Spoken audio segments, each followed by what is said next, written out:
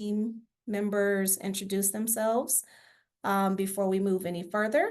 And first up, we have LaToya Edwards. Good morning. My name is LaToya Edwards, and I am one of the contractors in the Economic Opportunity Office, and I've been with the district for about 3 years. Thank you. Nimsi? Hi, my name is Nimsi Sedmadhavan, and I'm an Economic Opportunity Office Coordinator. And this is my 8th year with Austin ISD, and I cover the Southside campus. Thank you. Angela?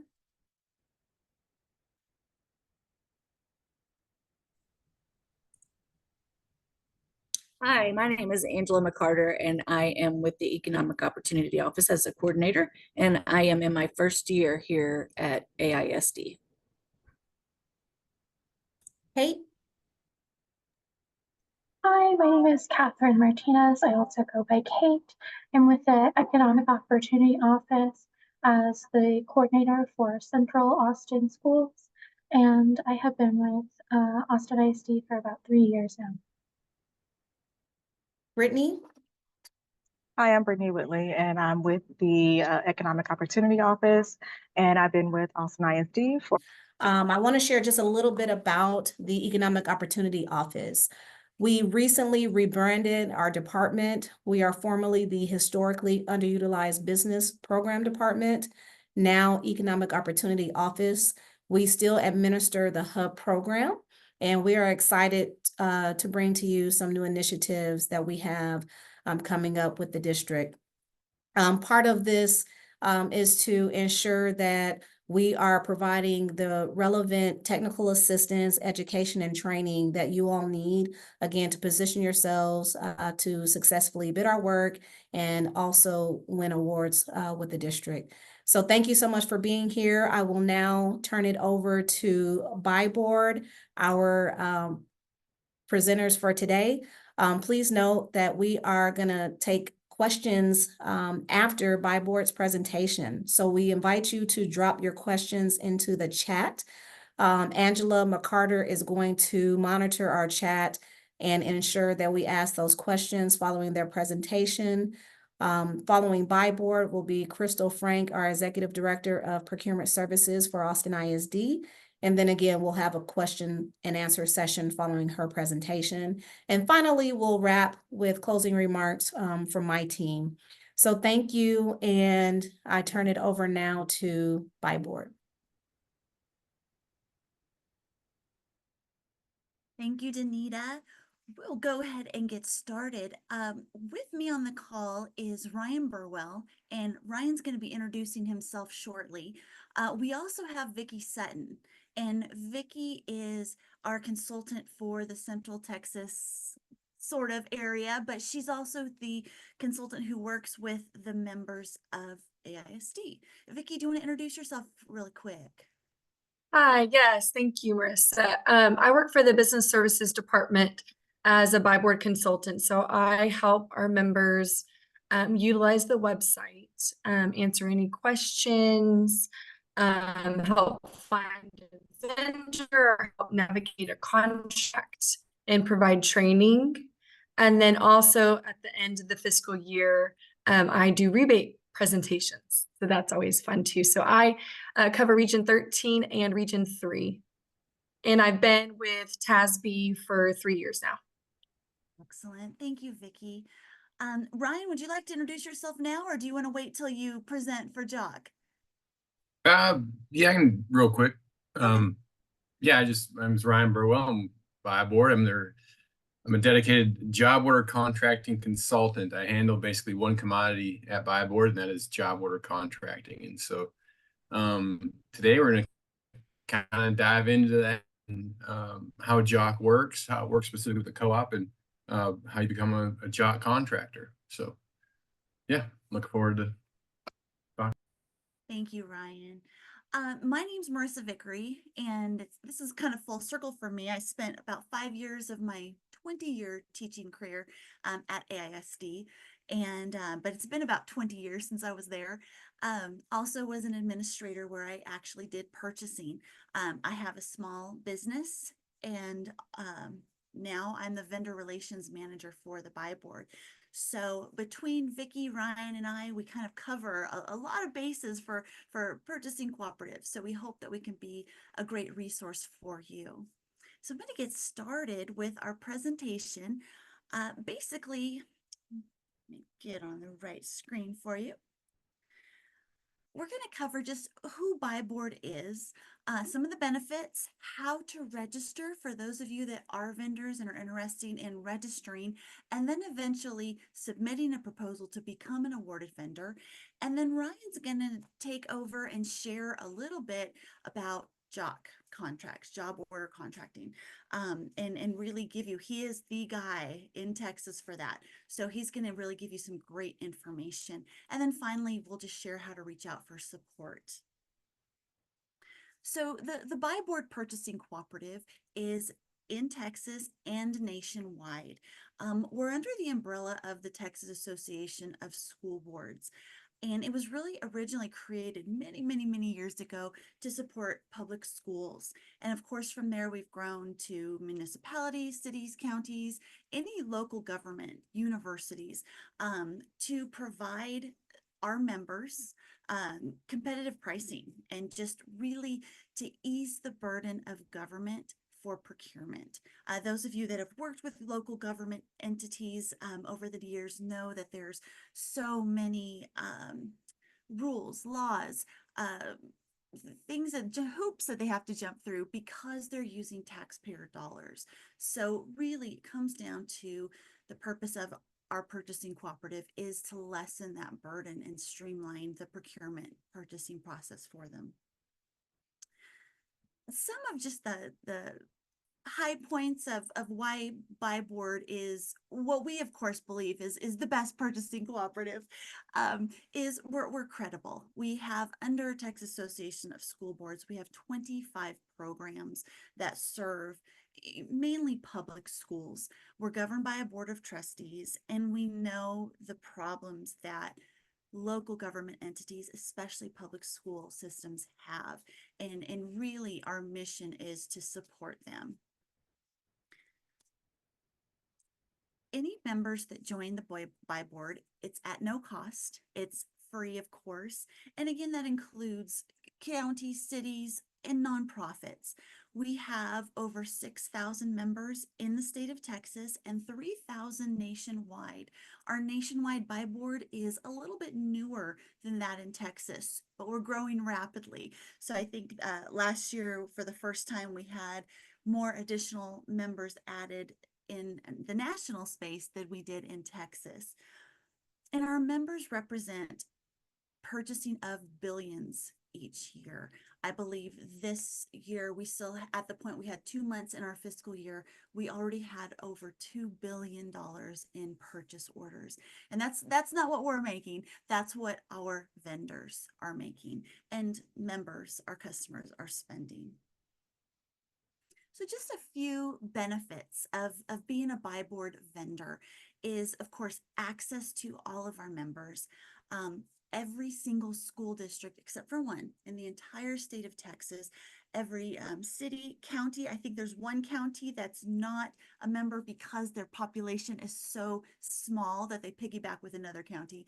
But that provides you access to many members. And if you are a vendor that's able to serve nationwide, you have access to those members as well. We have a team that's supporting you. We have attendance at, and I need to change this, it's over, I believe we're at 200 conferences nationwide now, and we're promoting you as a vendor. So the other benefit is the RFQ never hits the street. We're not like a bid board that some of you may be participating on, but you are a vetted member once you've submitted your proposal, gone through that process, which I'll explain shortly, but you are an awarded vendor. And our members know that they can purchase from you and not have to go through all the hoops of a formal bid. Now, that said, sometimes there may be issues where their policy requires multiple bids on all of their purchase orders, but typically, if it's within the threshold, they don't have to go out for bid. They can go directly to you for a request for a quote and provide that purchase order to you. So our awarded contracts last for 3 years. The JOT contracts last for 5 years. And the reason for that is because so much goes into it to have those each of those vendors vetted and approved and sent to the board. So it's a pretty daunting process. So every 5 years those come up. Vendors pay a 2% fee on all of the purchase orders, minus if there was tax for some reason or shipping, that's not included. And we provide in the state of Texas rebates for all of our members. Last year, I think we did $10.8 million in rebates to Texas entities. In the state of Texas, we are able to provide that rebate. Outside the state of Texas, we're not legally able to for reasons that I don't understand. However, we support public schools nationwide by being members of their state associations and supporting them. So if you are interested in first registering, taking a look at all of our contracts and submitting a proposal, first thing you'll do is visit www.buyboard.com, and that's where you'll begin the process. So when you log in, or begin to log in, I should say, again, it's www.buyboard.com, and you're going to click on vendors, and there's lots of information here. Basically, you want to either get started, find out some more information, or you can go up to this orange block where you can register, and that's where you're going to create an account. And registering is to receive notifications for contracts when proposals open. So it's almost like when you register, you're going to get notified for the contracts that you selected. Maybe it's 1, maybe it's 10, when they open for proposal, because remember I said it's every 3 years. So when that opens and they're accepting proposals for that contract, you're going to receive an email for whatever contact you put in there. And that's when you'll know you can submit that proposal. So here's some tips, and I believe this is going to be shared with all of you. You're going to create, once you go into register, you're going to create a company profile. There's all kinds of resources, information for you. It kind of walks you through the process. As I mentioned, you'll register now and select all the contracts that apply to your offerings. And I say that because, as I mentioned, the JOT contracts open every 5 years. And so it can be a waiting game. We did just close earlier this year on one of the JOT contracts, but there's another that's going to be opening in a few years. So keep an eye on those, but also maybe the trade services or maybe the business maintenance and is going to open, and you'll be able to provide that. So anything, even if it's only part of the products or services you offer, if it applies to those products and services, definitely submit a proposal so you can get into the buy board and then add contracts as they open. So this is one, and unfortunately, 2 of these just closed up today. I should have updated this before yesterday. But these are some that are coming up: water storage tank maintenance, assistive technology, graduation products. So again, if any of those apply to you, if you have any technology, those are open. So go ahead and register and get those proposals in. I included these just so you have access to some of the links. It's a guide to submitting your proposal, which some of them are a bit daunting. It depends on the contract, but as you can imagine, some contracts require a lot of more certifications or I guess proof that when you're submitting that proposal that you are an upstanding vendor, for lack of better words. Also, make sure when you're going through that proposal, you read everything very carefully. You don't want to miss something or not sign something, but at the same time, you don't want to sign something that you didn't intend to. So do read it and make sure that you checked all those boxes. I wanted to share this. not get into this too much, we do have a team within the BuyBoard. It's our procurement team. If you have questions, it's bids@buyboard.com. And when you're visiting the page, it's all over the place. So you'll be able to reach out to them. But they're fantastic. And they only work with proposals and approving proposals. They gather everything and then take it to the board for approval. So basically what they do is there's a 100-point scoring matrix, and it's included on, I kind of broke it down for you a little bit here, but it's the price competitiveness on what you provide, your pricing, vendor past performance, and reputation for goods and services.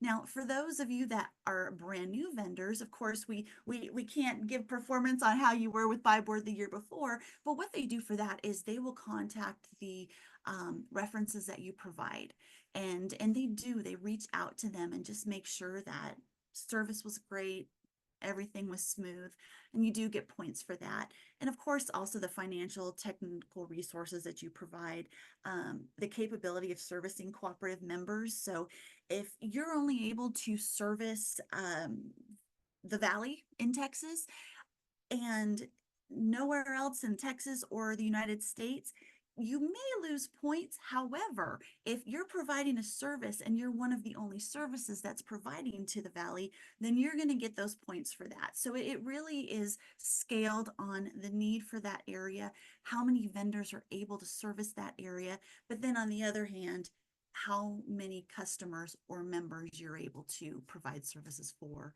And then any other factors or requirements that are listed, basically, as I mentioned, making sure that you've signed everything, provided everything, and they're great about working with you as well. If there is an issue or if there's something that's not clear, then they will give you a chance to basically rebuttal that. Once all these reports are completed for every single vendor, and for some contracts, this can be hundreds and hundreds of vendors that apply. They present to our cooperative boards. Right now in El Paso, we're having the round of contracts that are going to open September 1st. So those are all, they're meeting the next 2 days in El Paso to bring all of these proposals to the board, the ones that they are recommending for award. And then also those that are rejected, they have to explain each of those to the board as well and the reason. So I know that's a lot of information, but just kind of give you an overview of how the proposals are procured. So then you've registered, you've waited for that contract to finally open, you've submitted a proposal, you've been awarded, you're so excited. And so that's when you would get to be turned over to my team. So I typically work with vendors who have been awarded. I send out information for onboarding. I provide training sessions throughout the first month that you're awarded to give you an opportunity just to see the site, how to use the site, how to make it work for you, ways to co-brand, and just best practice for advertising that you are now an awarded vendor. You'll have basically a login. You'll have homepage. This is just a generic screenshot, of course, but it will show all of your purchase orders. It will show if there's any fees owed. It will show if there's any requests for quotes that are required for you to attend to. So it's nice that you'll have this, basically all this data at your fingertips. You also have a vendor splash page. And what that is basically, it's a home page for you within our site. So here's an example of Demco, one of our vendors, and you can see it lists all their information, a summary, all their contacts. It's also going to have all of the information, proposals, award letters for their active contracts. So you can see here, Demco had, at the time I took this, 2 active contracts with us. So it's just a place for customers that may not be familiar with what you offer, or you as a company, to go in and learn a little bit more about you. You'll also have the ability to showcase your products and services. There's a few different ways that you can do that. We do have e-procurement or a punch-out system if that's something that you provide. Those of you that offer services, which is probably the majority of vendors on this call, are able to list all your hourly pricings. If it's journeyman, or if it's after hours, you're able to put all of that pricing from when you're awarded in the product section. And then I mentioned support. The ways we support, we provide flyers, we provide vendor signs for trade shows, and of course, exposure through our site. We send out monthly emails to our over 10,000 members, highlighting different contracts, events that we're having. And also, we provide, as I mentioned, training, support, and regional consultants. Vicki is one of the Central Texas consultants. We have about 15, I believe, in the state of Texas that cover different territories. We also have national consultants to support you. And this is something that the hub team asked me to cover, but they said that there's a lot of questions about the survivability clause. And what that is if you've been an awarded vendor and you're coming to the end of your contract and you know you're probably going to be renewed, but the job is probably going to take in between where your contract ends and the next one would start, we have a survivability clause. And it basically says that you have that purchase order, and that purchase order is good until the service is completed. So I included this. You can read it in detail just to provide that information for you.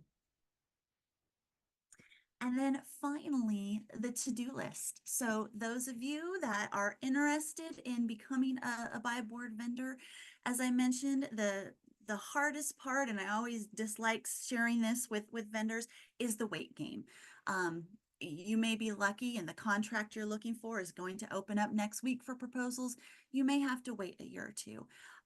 But the good thing for having to wait is you can gather everything, have everything ready to go. So when that proposal opens up, it's not as much research. You have everything you need. So the things to do: create that company profile at www.buyboard.com, register, select all of the contracts that apply to your services and offerings.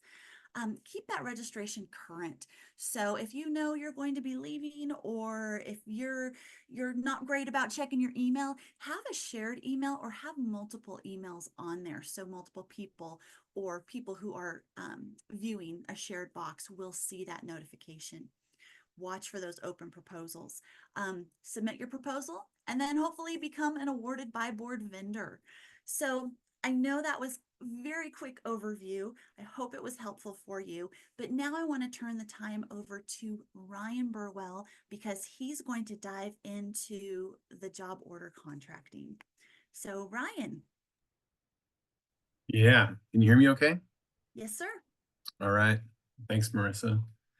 I think the most important slide of this whole show we just looked at just now, which is making sure that you as a vendor get onto the BuyBoard's website, register your company, so that when these opportunities do come up, basically when you do that, you can select what commodities you want to bid on. If you're a contractor, you're going to go into the construction contracts and service contracts, maintenance contracts.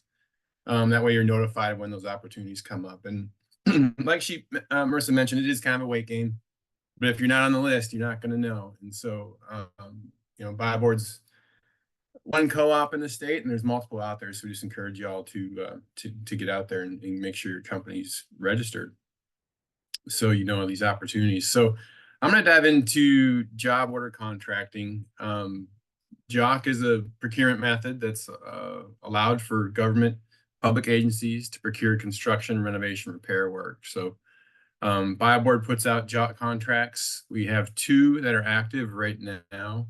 Like Marissa mentioned, one was just awarded back in April. So there's another one that comes up in about 2 years. And then I'm also working with BuyBoard to put in, this may or may not happen come winter time, but we had a conversation yesterday. So I'm trying to get on the calendar maybe some sort of like a smaller trade specific JOC contract in the near future. So please get registered so that way you can get notified of these opportunities. So but speaking of JOC, so anytime there's a JOC project, there's basically 3 entities involved. One is BuyBoard, like we just went through. BuyBoard will hold the contracts that government agencies can purchase off of. 2 would be the JOC awarded contractor, so the vendor themselves. So we retain those contractors through the RFP process. They bid. If they are awarded, they will be done on the website, like we just showed. And then 3 is the facility members. And so, like Marissa also mentioned, like just about every entity in the state of Texas is a member of BuyBoard. It is basically the Walmart or Costco I was compared to of co-ops. So most people will tell you, hey, you need to get on a BuyBoard. Well, they're referring to the co-op, you know. So, but I'm going to dive into how we procure JOC contractors. And Marissa, you're driving, right? Okay, thank you. So job order contracting is legal authority. If you want to look up what job order contracting is, of course, any commodity that's purchased by a government agency needs to adhere to law on how they purchase services or equipment or material supplies.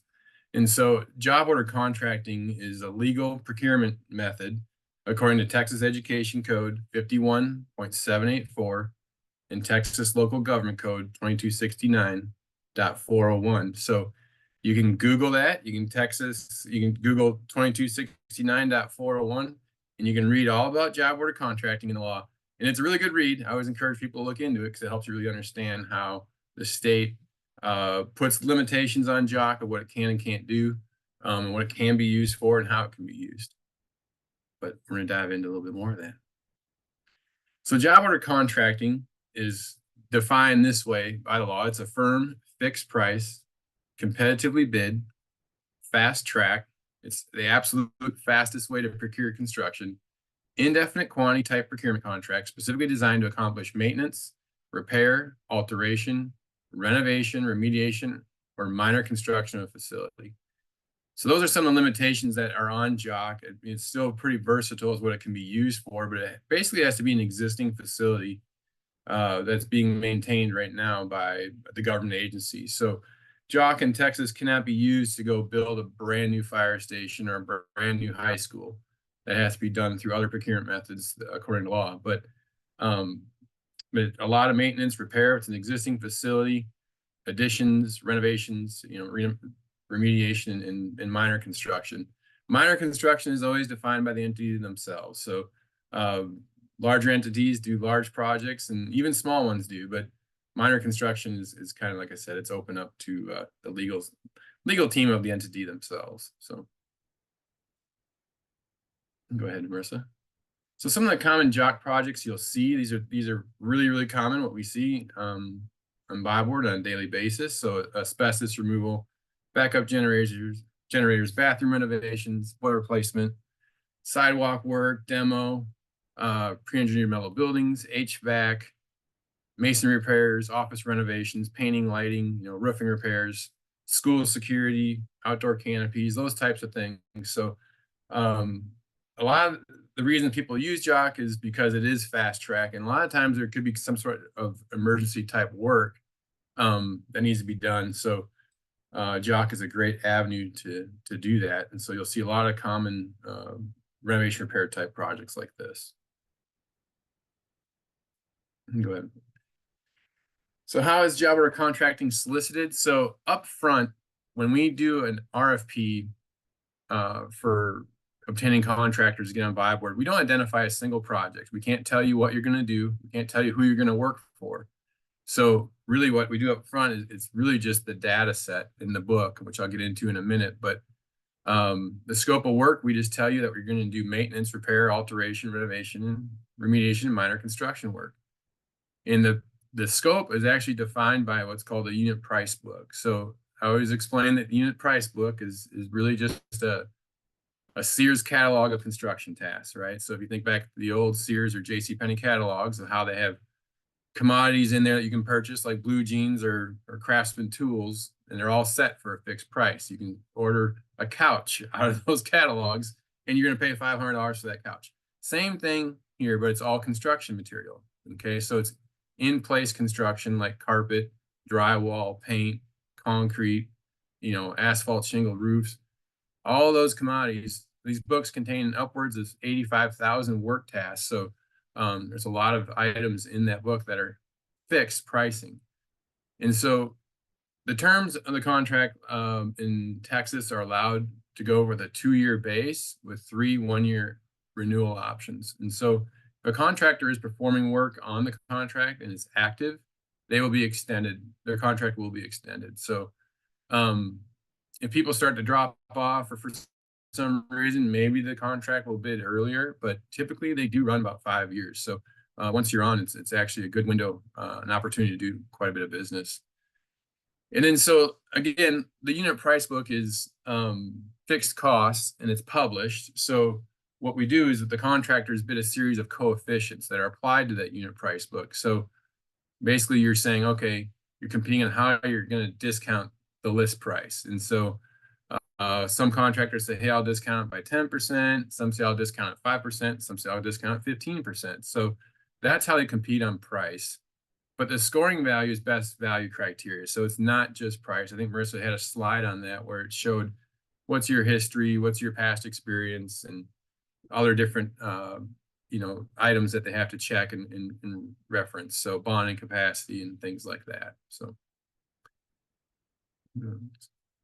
but when you bid basically 2 coefficients, right? So the discounting that book, or you may increase the pricing in the book with your coefficient, but we look at you to submit 2 coefficients. One's for what we call standard working hours, which is 7 a.m. to 5 p.m. So if you're doing work during normal hours, you have 1 coefficient. If you're doing work on nights and weekends or holidays, it's called a non-standard hours. So you're going to bid a separate coefficient, typically higher than your standard. That's going to allow you to be compensated for overtime pay.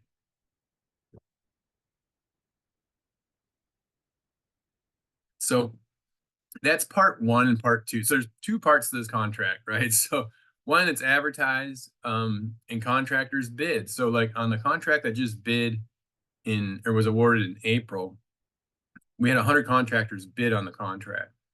40 of them were given contracts, and that's the umbrella contract. So BuyBoard in part 1 advertises the contract, contractors submit bids, and then BuyBoard awards them a contract.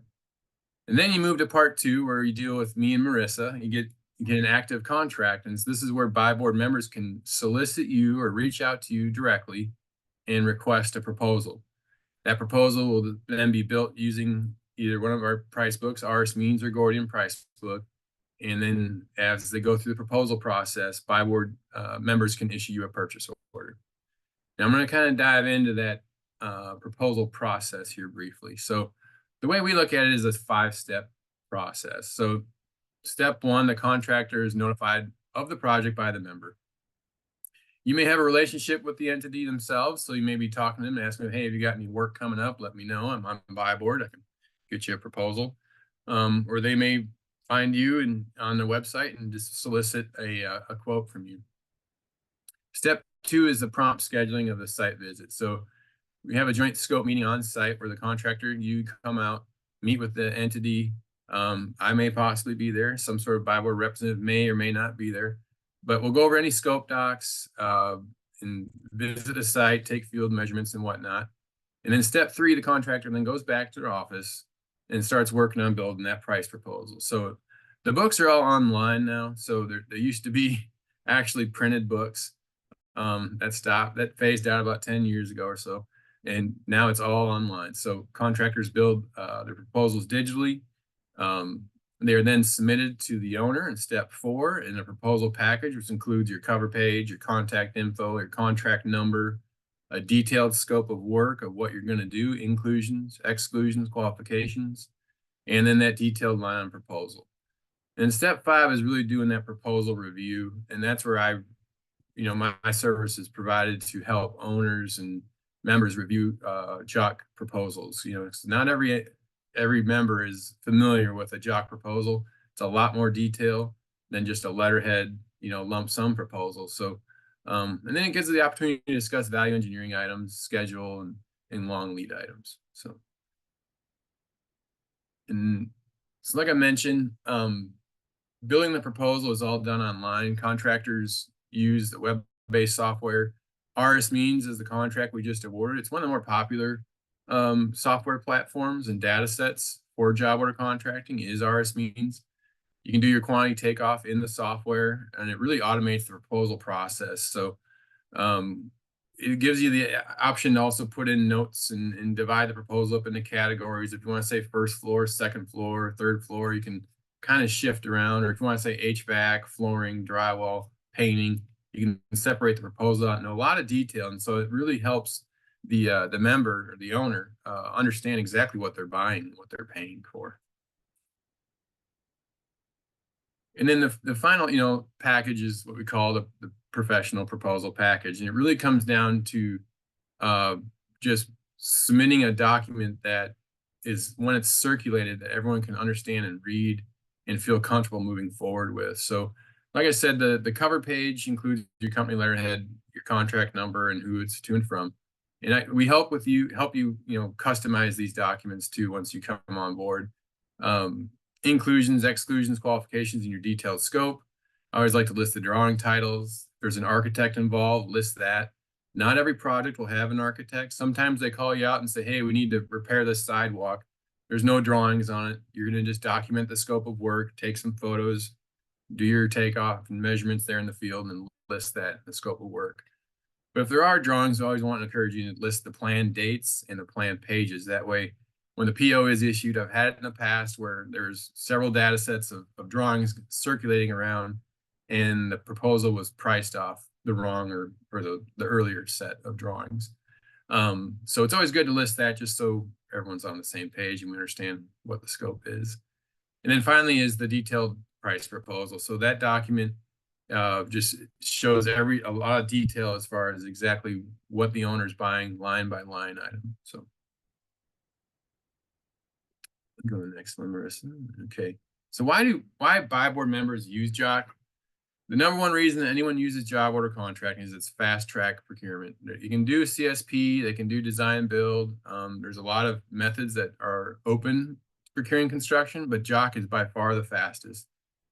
The average time from the day that they say, hey, I have a project, can you give me a proposal, and we go walk it, to the time they have a proposal is typically about 10 days. So and it can be faster. We have them come in 7 or 5 days, just depending on the size of it. If it's a complex project, it's obviously going to take longer, but if it's something small and simple, it can happen quite quickly. And so a lot of times right now in summer work, we're getting really, really busy because people are starting to realize, hey, we're starting school in a few weeks. We need to get this done. And so it happens, so it's summertime, breaks, holiday breaks, JOC tends to pick up a little bit. So, and it's a great avenue. If you do business one way, JOC really, it fills in some of your highs and lows, because it can give you a steady stream of doing work.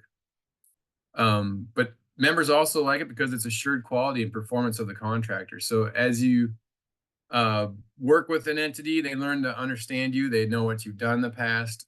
They can use you again, right? So there's pre-proposal collaboration. When you're meeting with them on site, you really get to have an open conversation about the scope and provide some ideas on how to save costs to them. And they know that instead, another reason is the financial incentive is to provide responsive service. So all your future POs are tied to your performance. So if you fail and you don't do well, they're probably not going to use you. But if you do well and you succeed and make it easy for them and you're happy with their quality of work, they're likely going to give you another one. So, and it's not just one entity you work with. Like the BuyBoard has over 3,500 members in Texas. So I think you're talking a lot of opportunity to do business. So, and also increased transparency and auditability. So it's all fixed unit pricing. If there is a change order for some reason, it's priced out of the book. It's not just, hey, I'll do it for this or that. So entities know that there's some security there around how things are going to be priced. And they have the ability to accomplish a substantial number of individual projects. So if there's a backlog of 10 or 12 jobs they have to get done now, they can use JOC and distribute that work out and get them all going right now versus having to write 12 RFQs or RFPs and put them on the street. So, and then schedule flexibility. So I always encourage our members, to, if they have projects coming up in summer, maybe in February or January, touch base with a JOC contractor, have them start pricing that project for you, provide you the budget. You may have to go obtain funding, and then they can get the funding and reprice the job and have it ready to go for summer. So Jock was just a great avenue for people to do business in Texas. So why contractors prefer Jock? So good work is rewarded with more work. If you're a good contractor, the volume is driven by your performance. So you will be rewarded with the next project. And then long-term relationships with BuyBoard members. So you have the ability to sell, not just compete for lowest price. Like you sell your value, you build that trust. And like I said, it can provide a really steady flow of work for you. You know, sometimes you're 1 in 10 or 1 in 12 or 15 contractors bidding on a job. Typically in Jock, they're just going to engage a single contractor. There are entities who have requirements to always get 3 bids, or if the job is large, they may say, well, there's a lot of means and methods that can be different between contractors, so let's get a couple quotes on it or whatever it is. So, but by law, they're not obligated to do that. So Jock fulfills the procurement process in the sense of obtaining competitive bids. So it is an easier process for project proposals. You know, you just, you know, you're going to go in there and build that detailed Jock proposal and submit your quote. And you end up winning a lot higher percentage of projects. So if you are winning 1 in 10 or 1 in 15 on Jock, it seems to be 1 in 2 or 3, you know, on average. So typically people are engaging because they have a real active project. Then you have the ability to leverage some subcontractors and suppliers. So if you do have, you know, an entity that says, hey, I have 5 sidewalks and canopies I need to do at these elementary schools, and I want you to do all 5 of them, well, that allows you to go out to your subcontractors and say, hey, listen, I'll give you all 5 of these, give me a better, you know, better price, yada, yada, and you work out those deals. So, and then support and education, sales and marketing, like Marissa stated, BuyBoard attends over 200 shows, I think nationally or whatever, whatnot, but there's over 100 in Texas each year. And then we're out there selling these contracts, marketing these contracts. We're here to educate your team.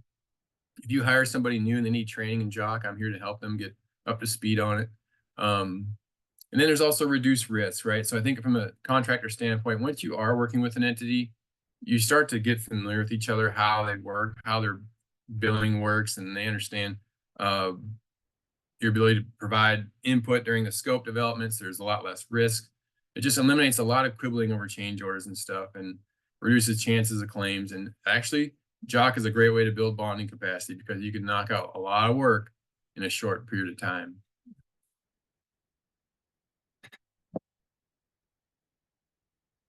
It's kind of short and sweet. I didn't get really, really deep into the weeds. We do pre-bids whenever there is a Jock contract. And we really kind of do like a deep dive into job order contracting and how to bid that specific solicitation.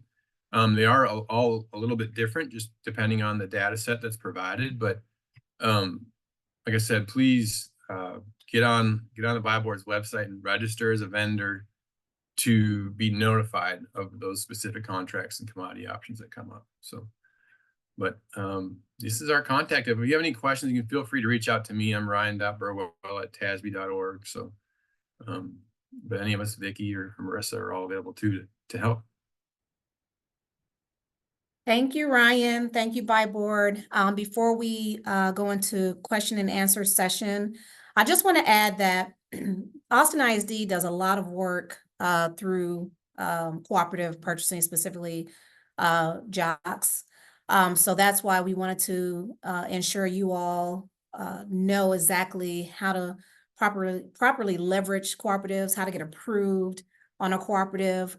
And so I wanted to add that for those of you who may not be in a position to be the GC, but you prefer to partner up with a larger contractor, we could use that as well. We do have general contractors that we do a lot of business with that we can connect you with as a subcontractor.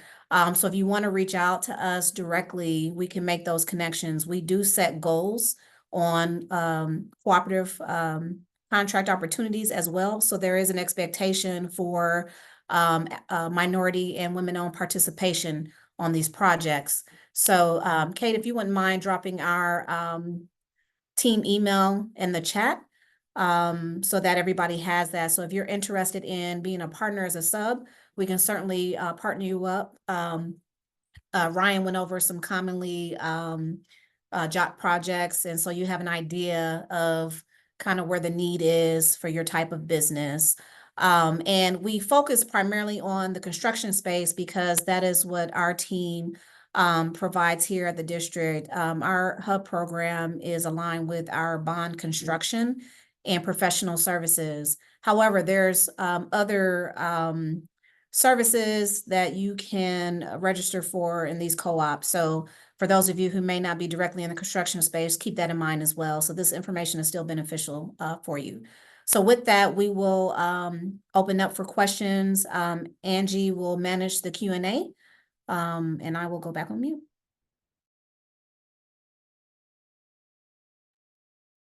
I was going to say quick too, because we do, yeah, like Nina mentioned, there's a lot of vendors who work with Austin ISD, but they also work with, City of San Antonio, and they all have hub goals, whether it's minority or women-owned business, whatever it is, that they have to fulfill. So I think it's a great opportunity. I think if there's a way we can get the contractors to connect with some of the subs who have those certifications, it'd be excellent, because they're always looking for that.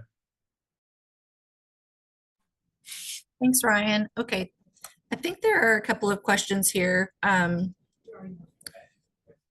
One of the attendees just asked if the presentation might be provided to attendees. Does anyone know whether we're going to be able to share that? Yes, we'll provide this presentation to you all. I won't give a specific date, but it will be soon after this session. Okay, thank you. And then I think Christy would like to know who to contact to get help with BuyBoard because the registration page isn't working. It would be bids@buyboard.com. I'm putting that in the chat right now. Wonderful. Okay. Sorry. I'm going to go ahead and move down to one of the questions that was just asked. Does BuyBoard evaluate new products and technology for future consideration?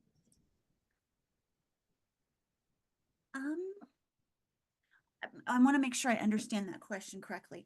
I'm assuming that you mean for upcoming or what may be used in education. Can you give me a little bit more information about your question? Yes, and the person who asked that question, feel free to come off mute and ask directly if you'd like. Thank you.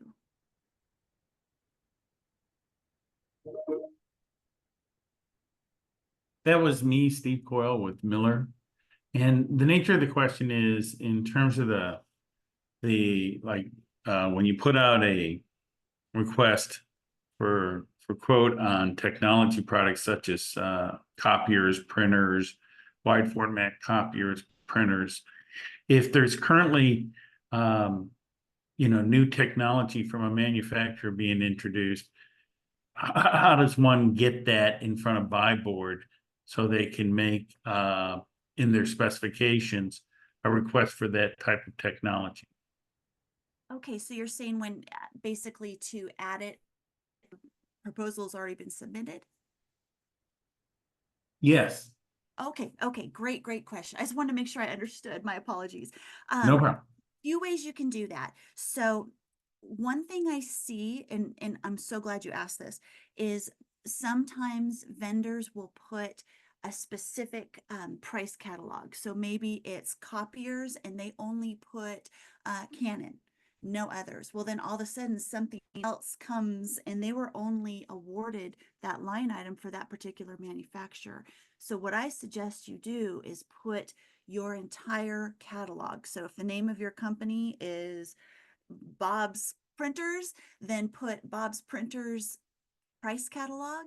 That's what you want to have awarded. That way, if there's a new manufacturer that comes out, you can add that. So you do have the ability to add new models and new items. The only time where you wouldn't be able to is if you were awarded only a specific manufacturer and the new item wasn't under that manufacturer. So again, I always suggest put your entire price catalog. Don't just put, a certain manufacturer. That said, sometimes they require specific ones, but typically you can put your whole price catalog. the whole Staples catalog or the whole Granger, whatever it is. So do that. That way, when something new and exciting comes along a year or two into your contract, you're able to add that. So excellent question, Stephen. Thank you. Thank you very much. Okay, we're going to go ahead and move forward in the concept of time. Danita, do you want to start your presentation? Sure. Before we do that, I think we may have time for a couple of more. Is there anyone who has a question that did not get the opportunity to drop it in the chat? If so, feel free to come off mute and ask your question. This is Sherry Marshall. Good morning. And I just want to say thank you guys for that great information. It was very, very helpful. But one thing I want to know is, what are some of the things that they will want us to have available when we get ready to go start the BuyBoard? When we get ready to start as a vendor, filling out the information in BuyBoard. Is there anything that we need to have together before we start, so we won't have to get up and go get it? Really, it's probably, can you hear me? My thing looks Yes, like I can hear you, okay, Marissa. wonderful. Thank you. It's mostly items that you're going to already have, but Okay. things like your W-9, a Mhm. list of references in the contact, Okay. projects that you've done, basically who all your contacts are, who you're going to want to receive RFQs, POs. If you are a designated dealer for certain manufacturers, have that letter ready to go that you are allowed to be a dealer. But again, it's pretty much things that you are already going to have. It's just there's a lot of them, so that's why it gets a little bit overwhelming for some of them. But Yeah. but the big one is just have all those references ready to go. And really, again, all of your, if you're hub certified, have all that information. And Okay. then it's going to ask you, it's kind of like the typical forms that you're going to need, like Edgar, and if anybody was a prior felon, and just have all that information ready to go. Okay, that sounds pretty simple. Good. All Good right, question. thank you Good so question. much. And Thank you. I'll keep an eye on the chat, Danita, my apologies, if anything else comes up, so I can respond in that as well. Perfect. Okay, so yes, we're going to segue into our procurement presentation. So I will turn it over to Crystal Frank, the Executive Director of Procurement Services. All right. Good morning. My name is Crystal Frank, and I am the Executive Director of Contracts and Procurement. I've been with Austin ISD for a little over a year now. I have 16 years of experience, with 13 years being in public procurement. And I want to, before I start my slides, introduce my team as well. I'll start with Joycey. Hello, my name is Joyce Adeyemi. I've been with Austin ISD for 11 months. Alicia. Can you guys see me? We can't, but it's okay. You can just introduce yourself. Hi, my name is Alicia Carson. I am a coordinator in the Bond Procurement Services Department, and I process contracts as well as solicitations and help with support our specialists on our team. Rudy. Rudy's in the mailroom supporting right now. Rudy Gonzalez, he's our procurement assistant, and he assists the goods and services team. Simon.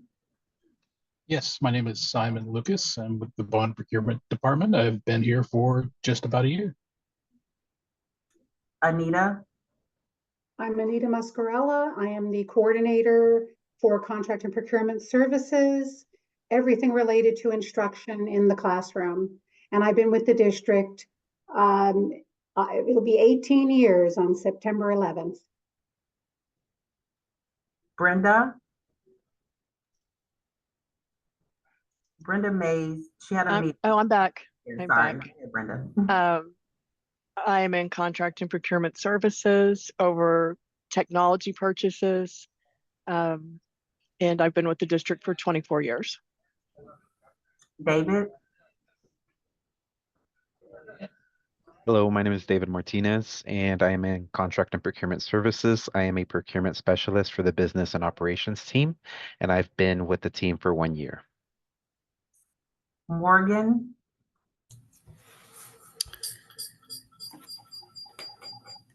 Hi, my name is Morgan Wright. I am with the Bond Procurement Services as a senior procurement specialist. I help process contracts and run solicitations. And Trejor.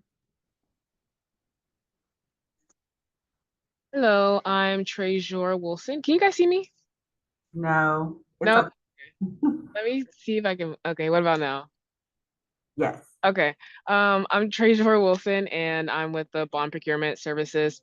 I am a senior procurement specialist. I've been with the district for 3 months now, and I help process contracts and assist with the solicitations. Thank you. Now I will share my slides. Hope I do this right the first time.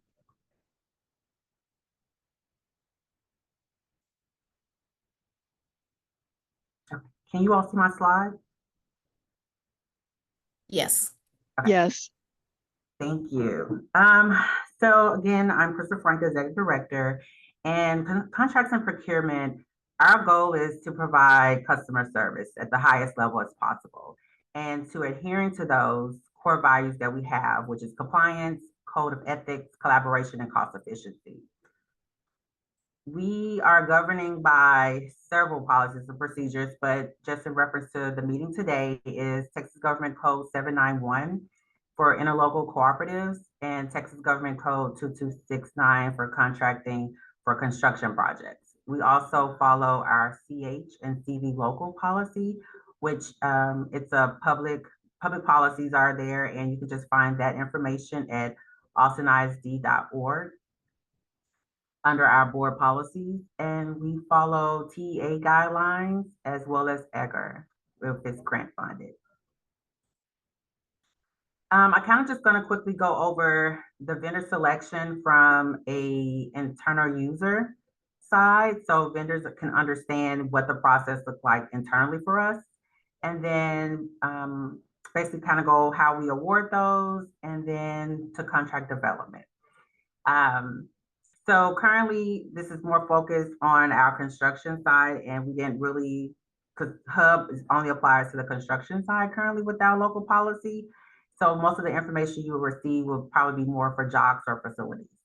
And so anything that exceeds $10,000 requires our requesters to go out for 3 at a minimum written proposals. And we do that to encourage competition and to really realize true cost savings. And the quote should also include freight terms and the freight costs. If it exceeds $50,000, then we have a minimum of 1 hub to be invited in that 3, depending on the project scope and keeping in mind the best interest of the district. Once they select that vendor, the final quote must be signed and dated by the vendor and include the cooperative contract name and the number and pricing details. I do want to make it aware if it's a JOC award that we're going through, if it exceeds $500,000 by local policy, we cannot go straight to contract without our board approving it. So just please incorporate that or consider that when anticipating that contract execution. And also with the $50,000, the policy actually states for HUB that if it consists of 2 or more scopes of work and at least 3 hubs at a minimum are available to perform the work. So once you're awarded, and if it's a job, we must include prevailing wages, the RS means or relevant price book. I know BuyBoard went over that, but it's not required up front when they're vetting for those 3 JOCs. But once you're notified of a tentative award, then that's when we will require that cost breakdown to include your RS means or unit price book that you were awarded under that cooperative, any coefficients, and then the cost breakdown. And again, the final quote must be signed and dated by the vendor. So some of the dues, we do not, by statute, we cannot go through a cooperative for an architect or engineer. But we do require that the drawings are submitted to the jobs prior to requesting the quote. So they should have that in hand prior to. So if someone from Austin ISD reaches out and it does require drawings, please ensure that you question that because it is required. Also, I know BuyBoard discussed the terms of it. I just want to reiterate it that it can't exceed 2 years in that initial term, but you can have additional 1 year, one additional 3-year renewals. Also, if the contract exceeds $25,000, then you're required to have payment bonds. And if it exceeds $100,000, performance bonds. And also, if you're not familiar with it, we ask you that you understand the funding source. It's something that you may want to ask. It's not required for you to actually ask it, but because if you're using grant funds, there are additional requirements per EGR requirement. So I just want the vendors to ensure that they're familiar with grant funds and EGR requirements. Some don'ts. I only have 2. And that's just me saying again that we cannot use a cooperative for purchasing, engineering, architectural services. And also, we cannot use a job for highways, roads, streets, bridges, utility work, water supply projects. And the intent is a long list, and you can find the whole list at Texas Government Code 2269.402. And the intent of the law is not to prohibit the use of the job for the project. It's just, it involves utility line work at that point, and we have to go out for a public bid for a CSP. And to just know that if you do enter a contract and it violates that, then it's automatically voidable.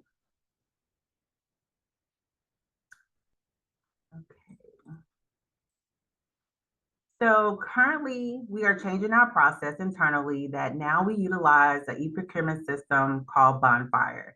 And we advise all of our vendors to register through Bonfire. I've linked the QR code here, so please go and register. We utilize Bonfire to request for our internal staff to request contracts, solicitations, any contract changes.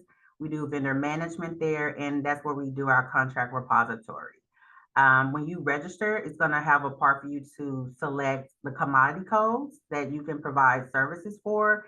And I just advise that you select as many as possible that's related to the services for your company, because it'll notify you. Also, if you say you forgot to select one, you can always go through and check our current opportunities, but you just may not be notified because it wasn't part of your registration. We use Bonfire mostly for public bids for formal processes, but we also do it for informal requests for quotes as well. And that is all that I have, Donita. Sure. Thank you, Crystal. Before we go into questions on our procurement section, I want to mention that one, Crystal mentioned CSP. That stands for Competitive Seal Proposal as part of our public bid process. So I wanted to make sure everybody is aware of that. And then earlier during the BuyBoard session, somebody listed a question around land surveying and when the next opportunity will be. So we have already awarded for land surveying for our 2022 bond. And so it won't be for another at least 5 years for that particular opportunity. I'm not sure if there are times where we may need that and go outside of that contract. But I at least wanted to share that information. But now's the time to get to know our team. So please reach out to us so that we can connect you with our team so that you're building those relationships. So when that next opportunity comes, you'll be prepared and ready. And that particular opportunity would be solicited through a public bidding process through a most likely competitive seal proposal. With that said, Angie, I'll hand it over to you. I'm not sure if we have any questions, but let us know. I don't see any questions yet for this particular section. Okay, is there anybody who wants to ask a question related to procurement that would like to come off mute before we move into our final section? Yes, thank you, Danita. Hello, can you hear me all? Yes, we can hear you. Great, thank you. This is Nehemiah Pitts. I was just wanting to ask if it would be possible to get that specific code that relates to utilities and other things where the jock procurement is not an option. I'm wanting to be able to dive into that a little bit more deeply. Yeah, it's 2269.401 will bring you to the very top of job order contracting. And so then just scroll down. It's not a very long read. But yeah, Sorry, is there a link possibly? If you just Google, I mean, like I literally can type it in to Google, just type in Texas government code 2269. 2269 brings up all the construction procurement methods. JOC is at the very bottom of it. So, which starts at, I think, 401, but maybe it was, I think Crystal said 402 is maybe where it calls out the civil work. Correct. Okay, so that's the one I wanted to really focus on. You said 402? Yes, I think so. Yep. Okay, thank you. Thank you. Any other questions? Okay. Yeah, hi, this is John Austin. I've got a quick question. Sure. And this is for our clients that are seeking maybe out-of-state reciprocity. If they're in other states looking to do business here with Austin ISD, with the state of Texas, is there a particular hub status they need to have under their belt before they do business with Austin ISD? Being an out-of-state vendor, say they're construction adjacent or they're a trade or whatnot, is there a process somewhere that I can forward to them being an out-of-state vendor? So as far as Austin ISD, we administer Hub, and under our program, we track and monitor for minority, African American, Asian, Native American, Hispanic, and women-owned participation. We're not a certifying entity, so as far as reciprocity goes, you could go through the City of Austin. I believe they do have a program, as well as the Minority Development Councils. And that could be any one of them. There's one in Houston, Dallas, San Antonio area, and they all have partnerships where they have the reciprocity, process for those entities. Okay, great. Thank you so much. You're welcome. Any other questions? Okay, now I will share a slide. Thank you all for joining us today. We're excited to see the interest in doing business with Austin ISD. Our team stands ready to work with you, guide you through the process, answer any questions that you may have. So I encourage you all to definitely reach out to us. We do offer what we call hub forums, where we will sit with you, we'll introduce you to our team, we'll go through your capability profiles, we'll talk through your interests, and we'll get you ready to meet up with our construction management team, our project team, and leadership, so that, again, you can position yourselves for these opportunities that we have. So as I mentioned earlier, for those of you who may have missed the welcome remarks, we recently rebranded our department. We are now the Economic Opportunity Office. However, as you all know, this is a process, so you still will see, Hub Program Department until we have completely phased in all of those changes. So we're working on our branding, we're working on website changes, etc. So as you look at these QR codes, it will link you to our social media pages.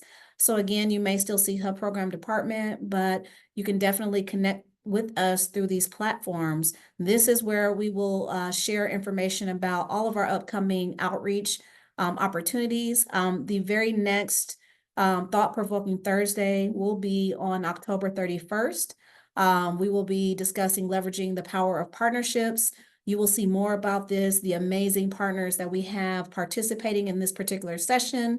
Will again be shared via social media. As I mentioned, these sessions will be quarterly. However, we do have other outreach opportunities where we'll have in-person events. So stay tuned to that. And at the bottom, you see our hub program inbox. We monitor this daily. We will respond to you in a timely fashion.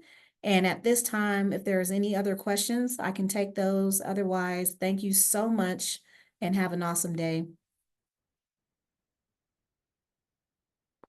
Thank you so very much. Thank you. Thank you. Thank you. Have a great day, y'all. Have a great day. Have a great day.